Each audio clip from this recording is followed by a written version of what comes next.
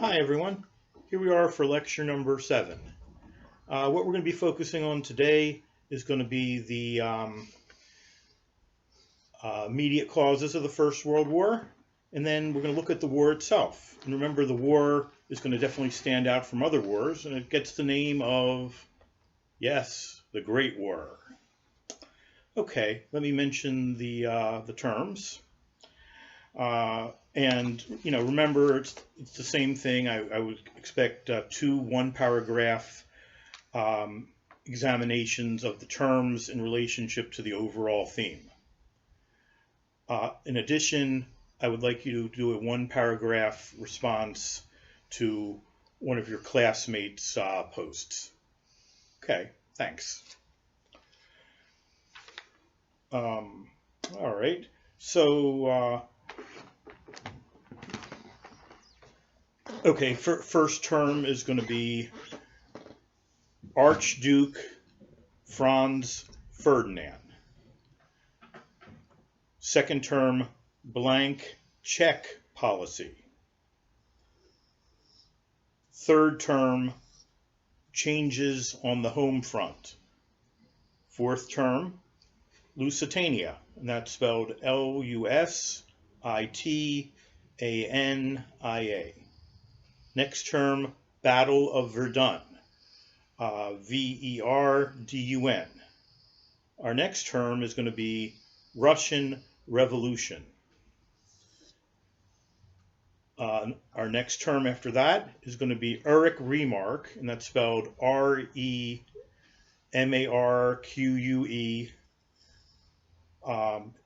His book, All Quiet on the Western Front. Okay. All right, so we left off, basically we were talking about the Europe's divided into the Triple Alliance and the Triple Entente. Now, in 1914, okay, there's an interesting book called The Last Summer. It's referring to the last summer where there's peace, before the war. And one of the things that the last summer is focusing on is the fact that it was an extremely hot and dry summer.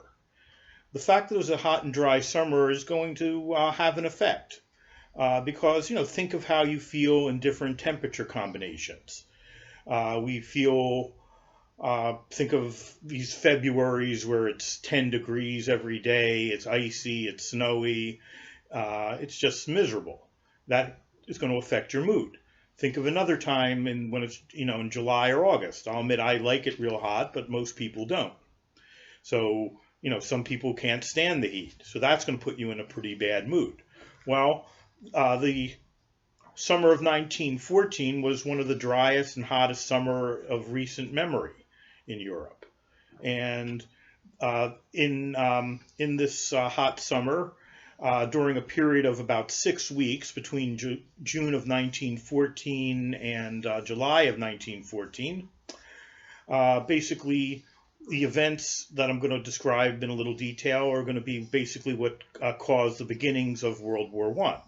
Now, remember, people were expecting a war to occur. It wasn't a question if the war would occur, it was more of a question when it would occur. So they were anticipating it. In some ways, they almost felt, let's hurry up and begin it so we can win and then get back to life as normal and, have all the spoilages of the war and basically be in a great position. Remember, they have this arrogant attitude that they all feel they can win and win easily. Okay, so in a very hot day of June of 1914, our first term, Archduke Franz Ferdinand and his wife Sophia are in an open motorcade in Bosnia. And there's going to be a lot of pomp and circumstance. Now, who is Archduke Franz Ferdinand? Franz Ferdinand is what they call the heir, H-E-I-R, apparent to the Austro-Hungarian throne. And Archduke Ferdinand, people were excited to see him because they had the long time leader in Austria-Hungary of Franz Josef. Franz Josef was an old man who had been in power for a long time. Archduke Franz Ferdinand represented the next in line who was going to be the heir of the throne, and it was a lot of excitement, kind of like what we saw with the first Obama.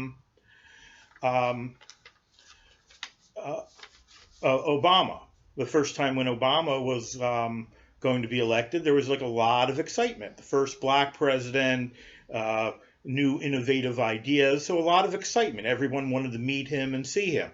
Well, the same thing here with the Archduke. Okay, so they're jostling to see him. Everyone's getting closer and closer. And he and his wife Sophia are in an open motorcade with a lot of pomp and circumstance. They're all dressed up. He's there in a military uniform. It's a bright sunny day. He's in a chariot with, I think it was 12 white horses. And everyone's going closer and closer to him to try to see him. And then suddenly, bang, bang, bang, shots ring out, and both Archduke Franz Ferdinand and Sophia are killed. And it turns out he's going to be killed by a group called the Black Hand. Now, the Black Hand are an anarchist group. And this anarchist group, the Black Hand, basically, he's going to be shot by some Serbian students. Now, these students are, something unusual. First of all, do we usually think of students as being particularly great shots? Probably not. Who do we usually think of as the great shots? The military, snipers. Okay, well, it turns out these Serbian students were actually trained by the military, and basically they killed the Archduke, and then the students ran off into Bosnia. Into Serbia. Okay, now Archduke Franz Ferdinand and Sophia are killed. The Austro-Hungary is, of course, furious about this, and they want to bring the students to justice. So they go and demand that they be allowed to bring the students to justice. And what answer do they get? No, you're not allowed to go after them. Now, does the country have the right to do that? Sure, of course they do. It's their country, they make the rules. Now, could Austro-Hungary have forced its way into Serbia? Militarily, yes. It's Austro-Hungary is a much stronger country than Serbia. But Serbia is going to have a very close relation. Almost think of it kind of like a first cousin by the name of Russia. Okay, so Serbia has Russia, and because of that, Austro-Hungary doesn't force its way in, even though it really wants to bring the students to justice. Okay, so what's Austro-Hungary going to do about it? It's going to look to its natural ally. Now, who's its natural ally? It's going to, of course, be Germany. Culturally, Austro-Hungary and Germany are very similar. They're both speaking the German language as their first language, and they're part of the same Triple Alliance. Okay, so Germany is going to offer Austro-Hungary what's called next term a blank check. Okay, what is a blank check? A blank check means somebody signs the check saying they're covering it, and then they allow you to fill out the numbers. So Germany basically offered Austro-Hungary unlimited military support. Now, knowing they had unlimited military support from Germany, then Austro-Hungary is going to eventually force their way into Serbia. Okay, so it's kind of building up. It's about a 6-week process, and then eventually the war starts. Everyone is excited.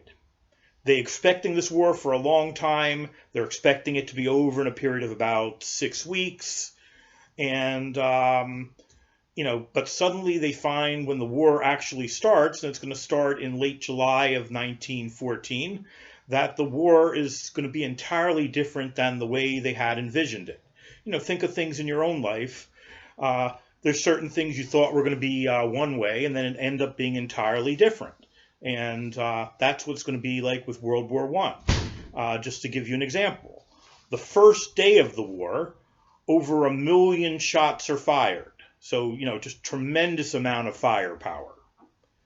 During the first 4 months of the year, between August of 1914 and December of 1914, over 1 million losses of lives. So very quickly, there's going to be a growing pacifist movement. Now, pacifism basically refers to peace. So people on the home front, in particular, are going to be pushing governments to try to compromise with other governments, end the war early, and because it's so different than the way they had envisioned it.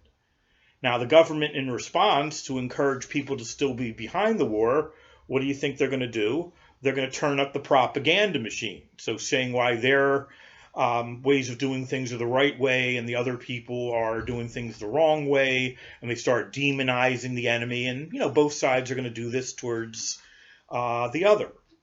Now, in a time like the war, or really any war, the natural thing is to focus on the soldiers, because after all, the soldiers are the ones that have it hardest.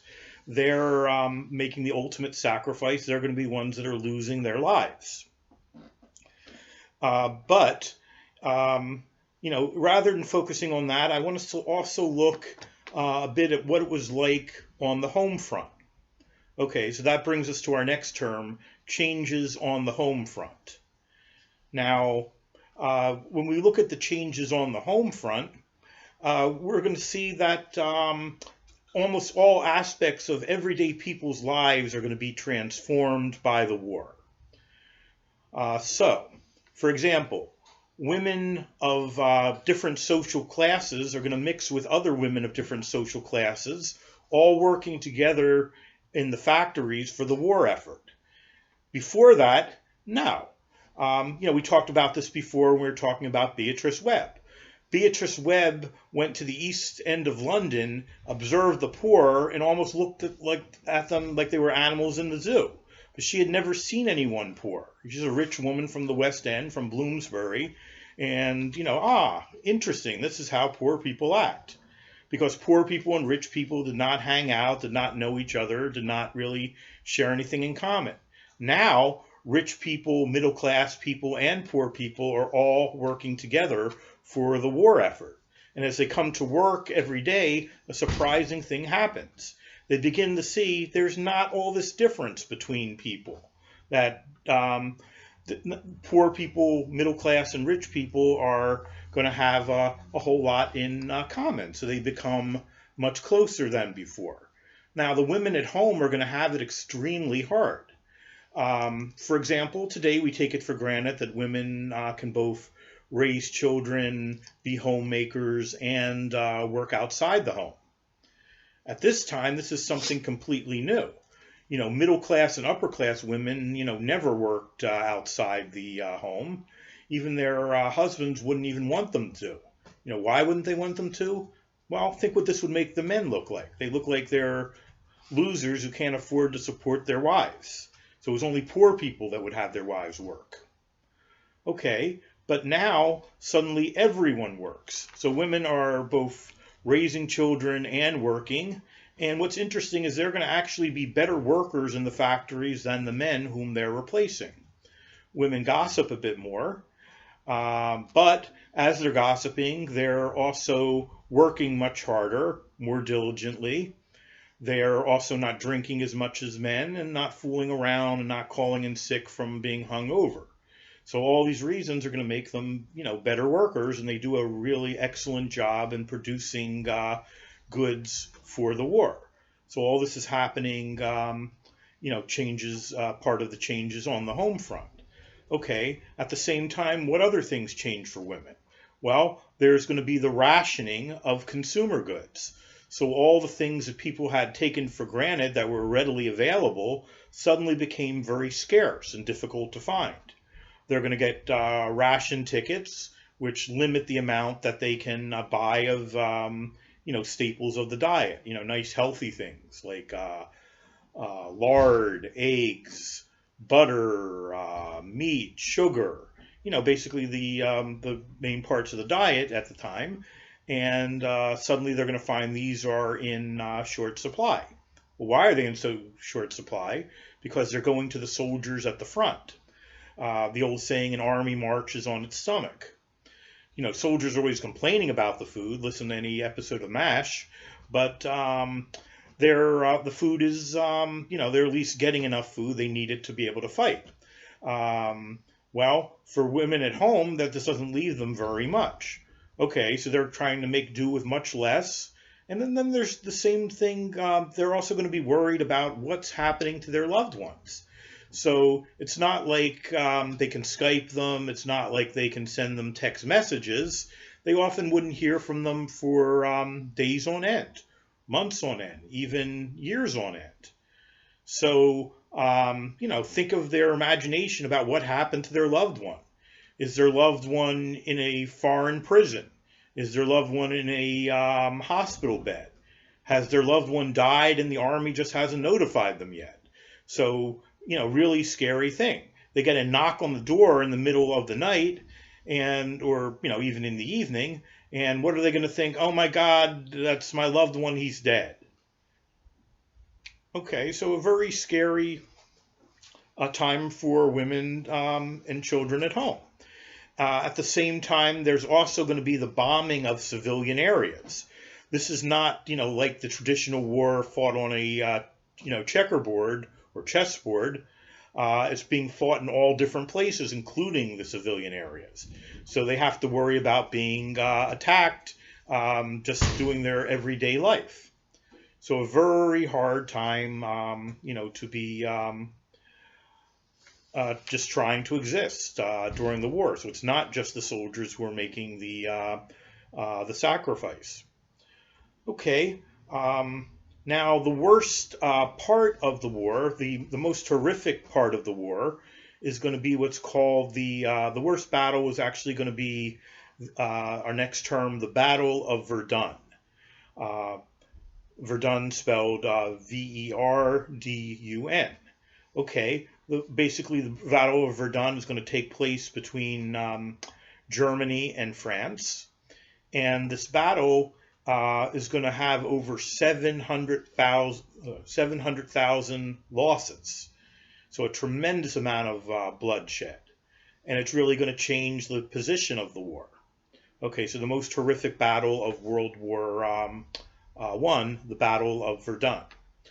Now, looking at the war, you may ask, how did America get involved in the war? Notice America is not part of the Triple Alliance. America is not part of the Triple Entente. So what brought America into the war? Well, it's going to be an event called the Lusitania. Okay, the Lusitania, Lusitania,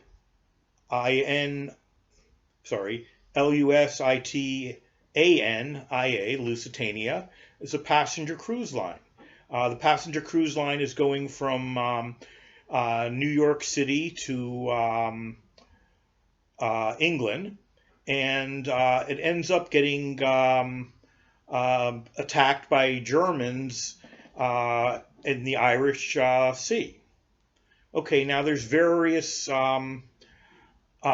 theories about this. So I want to talk about a couple of the theories. Okay, one theory is that the Germans made a mistake and they accidentally bombed the Lusitania because they bombed it with, they thought the Lusitania is a passenger cruise line. It's actually a sister ship of the Titanic, and like the doomed Titanic, the Lusitania is also going to be doomed. So the Lusitania is going to be attacked in 1915, and in a period of about 45 minutes, it goes to the bottom of the Irish Sea. Over 700 people are going to be killed, including 128 Americans. Okay, it becomes an international incident. Most people in America, they suddenly decide they want to join the war. Now, President Wilson, the president at the time, does not want America to get involved in the war. He basically is going to believe the Germans when the Germans say it was an honest mistake. We thought it was a dreadnought and we sunk it with a submarine. was a terrible mistake, but it was a mistake. We wouldn't attack a passenger cruise line. Okay, so Wilson is going to accept this, but he is going to basically tell them, if you use this ship, you use the submarines even one time, if you can make a mistake like that, you should never use them. So if you use it even one time, we would see this as a declaration of war and instantly join the war. So he says that in 1915. Okay, now there's going to be another theory. Theory number two, this is more of a conspiracy theory, is the idea that the British actually sunk their own ship. They put explosives on the bottom of the ship and sunk it themselves, so that way the Germans would be blamed for causing this destruction, and it would be a way to get America involved in the war. And of course, we wouldn't get involved with the British side because, culturally we're much more similar to the British than the Germans. So in the beginning, we basically had a neutral stance, but of course favored the British.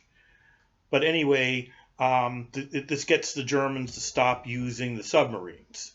Now, towards the end of the war, when things become much worse for them, they're going to start using the submarines in 1917, feeling it's long after the anger that America has towards them, and they felt that basically Wilson was just bluffing and he wouldn't get involved in a war that didn't directly affect America.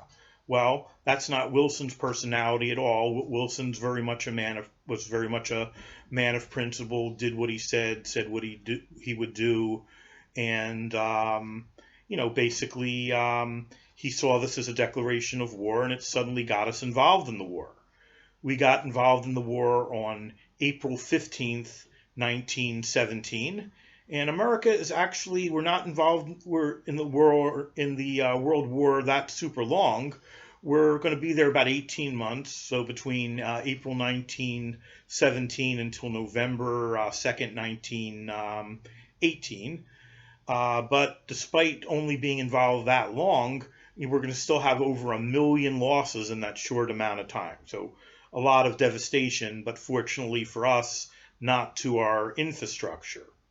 Now, you may wonder, why would the war even continue? How could Germany, Austria-Hungary, and Italy beat the United States, Russia,